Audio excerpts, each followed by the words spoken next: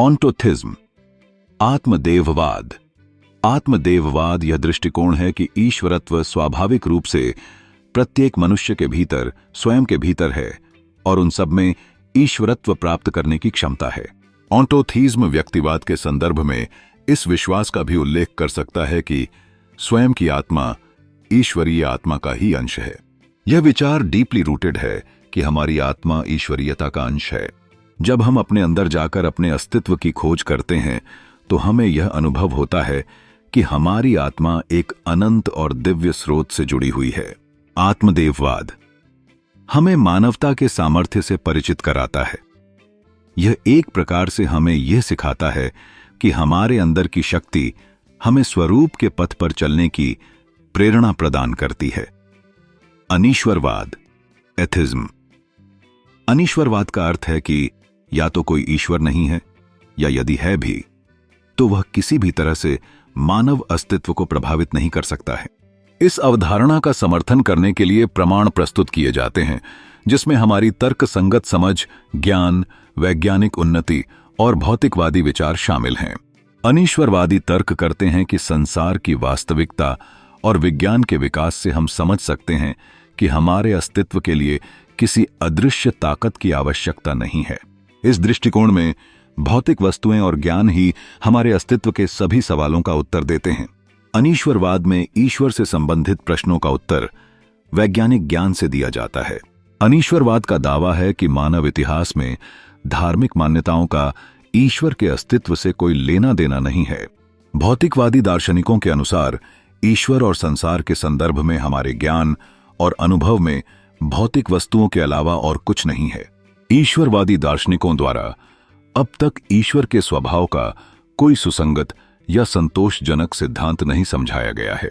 ईश्वरवादियों के अशुभ की समस्या एक अद्वितीय ईश्वर की स्वीकृति, रचना और रचनाकार के समस्या से संबंधित उत्तर विरोधाभास से मुक्त नहीं है। ईश्वर के अन अस्तित्व के सिद्धांत के रूप में अनीश्वरवाद को एक संतोषजनक सिद्धांत के रूप में नहीं पाया जाता है। इसके कुछ कारण इस प्रकार हैं। सर्वप्रथम, हालांकि ईश्वर के अस्तित्व को पूरी तरह से नकारा गया है, पर इसे पूरी तरह से नजरअंदाज नहीं किया जा सकता है, क्योंकि दुनिया को समझाने के लिए हमें यह मान लेना होगा कि ब्रह्मांड का एक निर्माता, पालनकर्ता, नियंत्रक होना चाहिए। दूसरे, यद्यपि वैज्ञानिक विकास हुआ है, फिर भी वैज्ञानिक उन्नति मनुष्य के हृदय से परमात्मा के रूप में ईश्वर की छाया को नहीं मिटा सकती। संसार के व्यवस्थित होने का कारण क्या है? यदि कोई अदृश्य शक्ति नहीं है, तो फिर सदियों से चल रही धार्मिकता का आधार क्या है? ऐसे प्रश्नों के चलते अनीश्वरवाद कभी कभी असंतोषजनक सिद्धांत बन जाता है। अज्ञेयवाद, एग्नोथिज्म। अज्ञेयवाद शब्द टी.एच. हक्सले द्वारा गढ़ा गया है, जो किसी विश्वास को निलंबित किए जाने की स्थिति को व्यक्त करता है। अज्ञेयवाद का शाब्दिक अर्थ है अज्ञानवाद। ईश्वर के अस्तित्व में न तो विश्वास करता है और न ही इसे पूरी तरह से नकारता है। यह अवधारणा इस विश्वास से जुड़ी है कि हमें ईश्वर के संबंध में निश्चितता तक पहुंचने के लिए पर्याप्त ज्ञान नहीं है। यह हमें ईश्वर के अस्तित्व की पुष्टि या खंडन करने के पर्याप्त कारण के बारे में जानकारी नहीं देता है। अज्ञेयवादी मानते हैं कि ईश्वर या देवताओं का अस्तित्व अज्ञात या स्वाभाविक रूप से जाना नहीं जा सकता। अज्ञेयवाद के समर्थक समझते हैं कि ईश्वर का वास्तविक स्वरूप जानना संभव नहीं है। यह विचार हमें अपने ज्ञान की सीमाओं का सामना कराता है और हमें यह समझने पर मजबूर करता है कि क्या हमें ईश्वर के अस्तित्व को स्वीकार करना चाहिए या हमें इसे अनिश्चितता के रूप में ही देखना चाहिए। अज्ञेयवादी सिद्धांत के प्रस्तावक हक्सले, स्पेंसर, डेविड ह्यूम और वोल्टेयर थे। सभी अज्ञेयवादी दार्शनिक ईश्वर को पदार्थ या वस्तुओं के रूप में मानने का प्रयास करते हैं जो स्थान और काल के भीतर हैं। हक्सले ने कहा, ईश्वर के अस्तित्व को भले ही नकारा नहीं जा सकता, लेकिन हम उसके वास्तविक स्वरूप को नहीं जान सकते। अनुभववादी ह्यूम एक अज्ञेयवादी और संशयवादी दार्शनिक हैं। उन्हें ईश्वर के अस्तित्व पर संदेह था, लेकिन ह्यूम वास्तविकता की समस्याओं को हल करने के लिए एक संतोषजनक राय देने में विफल रहता है। वह ज्ञान मीमांसीय और तत्व मीमांसीय विचारों के बीच एक सुसंगत स्तर बनाए नहीं रख पाता। ईश्वरवाद, बहुस्वरवाद और एकेश्वरवाद जैसे दृष्टिकोणों की विविधता यह दर्शाती है कि धार्मिकता और आध्यात्मिकता के क्षेत्र में कई परिभाषाएं रची जा सकती हैं। हर व्यक्ति अपनी व्यक्तिगत अनुभवों और दृष्टिकोणों के माध्यम से इन सिद्धांतों को आत्मसात कर सकता है। ईश्वरवाद ईश्वर के अस्तित्व में विश्वास है। अनेकश्वरवाद का अर्थ है कई ईश्वरों में विश्वास। एकेश्वरवाद एक ईश्वर के अस्तित्व में विश्वास है। समयानुसार विभिन्न धर्मशास्त्रियों और दार्शनिकों ने माना है कि एकेश्वरवाद अनेकेश्वरवाद से विकसित हुआ, यह तर्क देते हुए कि अनेकेश्वरवादी विश्वास अधिक आदिम थे और एकेश्वरवादी विश्वास अधिक उन्नत थे। हीनोथिज्म यह विश्वास है कि कई ईश्वर मौजूद हैं, पर उन ईश्वरों में से सिर्फ एक की पूजा पर ध्यान केंद्रित किया जाता है। हनोथिज्म बहुदेववाद से एकेश्वरवाद की ओर एक कदम है। डीज्म, पैंथीज्म और पैनंथीज्म को एकेश्वरवाद के 3 रूप माना जाता है। एकेश्वरवाद धीरे धीरे एक तत्ववाद मोनिज्म की ओर ले जाता है, जबकि ईश्वरवाद ईश्वर की उत्कृष्ट प्रकृति पर जोर देता है और सर्वेश्वरवाद उसकी अंतर्निहितता को स्वीकार करता है। पैनंथीज्म 2 केंद्रीय विचारों के बीच एक मध्य मार्ग चलाता है। यह ईश्वर को पारलौकिक और सर्वव्यापी, जगत में व्याप्त और जगत से परे दोनों के रूप मानता है। अनीश्वरवाद इस विश्वास को संदर्भित करती है कि कोई ईश्वरत्व नहीं है, और अज्ञेयवाद यह विश्वास है कि ईश्वर या ईश्वरों का अस्तित्व अज्ञात है और या स्वाभाविक रूप से अनजाना है। अंतर्निहित, इमिनेंस। अंतर्निहितता का सिद्धांत यह मानता है कि परमात्मा भौतिक जगत में प्रकट होता है। यह ईश्वरीय अस्तित्व का समर्थन संबंधी कुछ दार्शनिक और आध्यात्मिक सिद्धांतों का हिस्सा है। आमतौर पर एकेश्वरवादी, सर्वेश्वरवादी, सर्वाति सर्वेश्वरवादी विश्वासों में इससे यह दर्शाया जाता है कि आध्यात्मिक या आत्मिक संसार इस भौतिक व्यावहारिक संसार में व्याप्त है। पारलौकिक, ट्रांसेंडेंस। धर्म दर्शन की चर्चा में पारलौकिकता ईश्वर की प्रकृति और उसकी सत्ता का वह पहलू है जो भौतिक ब्रह्मांड से पूरी तरह स्वतंत्र, अलग और सभी ज्ञेय भौतिक नियमों से परे, देश काल से परे, लोकातीत है। धर्म दर्शन में ऐसी कई अवधारणाओं देखने को मिलती हैं जिनमें ईश्वर के अस्तित्व में अविश्वास या संदेह का उल्लेख करती हैं। वे हैं गैर ईश्वरवाद, नॉन-थेइज्म, किसी भी देवता में स्पष्ट रूप से पहचाने गए विश्वास का अभाव। गैर ईश्वरवादी धर्मों में ताओवाद और जैन बौद्ध धर्म और जैन धर्म शामिल हैं। ईश्वरवादी विचारधारा विरोधी, एंटीथेइज्म, ईश्वरवाद का सीधा विरोध या फिर यह विचार कि ईश्वरवाद विनाशकारी है। अनीश्वरवाद, एथिज्म। अनीश्वरवाद इस विश्वास को संदर्भित करती है कि कोई ईश्वर नहीं है। इसमें दृढ़ अनीश्वरवाद, यह विश्वास कि कोई ईश्वर नहीं है, और अदृढ़ अनीश्वरवाद, ईश्वरों के अस्तित्व में विश्वास की अनुपस्थिति, दोनों मत शामिल हैं। अज्ञेयवाद, एग्नोस्टिसिज्म, यह विश्वास कि ईश्वर या ईश्वरों का अस्तित्व अज्ञात है या स्वाभाविक रूप से अज्ञेय है।